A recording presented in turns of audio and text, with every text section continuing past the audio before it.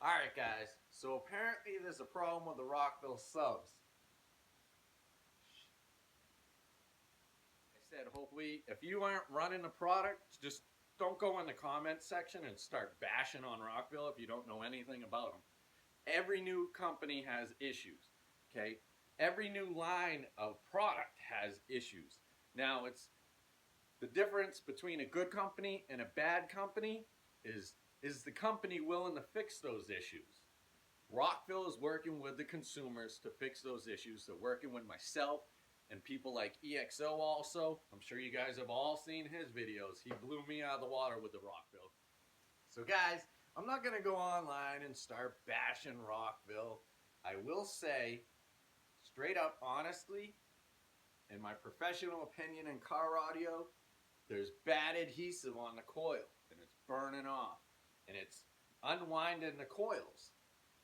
Okay, I see the same thing so far now with all the problems, and it seems to be the same thing. People are sending me pictures of cooked coil. They're running clean power, 1250 watt RMS sub, and they're giving it a 1500 watt amp, which is probably never seen 1500 watts. Okay, and the coils are just cooking. They're just burning. They're smoking. They stink. I basically came to the conclusion that it's a bad adhesive on the coil wire. Okay, and it's probably just cheap coils. I don't know.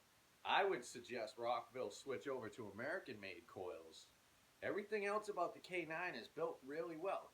There's lots of glue everywhere. It's a really solid sub. It plays half decent. Honestly, in my opinion, I would take the K6 cone and cap and put it on the K9. So, you know, like I said, I'm not bashing Rockville in any way. I'm working with them to sort out these issues. We're trying to fix this and figure out what the actual issue is before the next batch gets made. We don't want another batch going out and coils just unwinding and falling off for no reason. So, stay tuned, guys. We're going to figure this issue out. Like I said, Rockville's refunded me.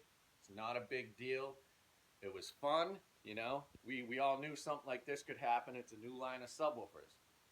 So what we're going to do is figure out what the issues are and fix them. And then come back with a better subwoofer. Anyways, I'm basically the ambassador for Rockville. That's what they basically straight up personally told me. I'm kind of famous to them for some reason. I don't know why. I'm not EXO. But anyways, I'm going to try and rep the product still. They want to work with me. They want to work with my builds.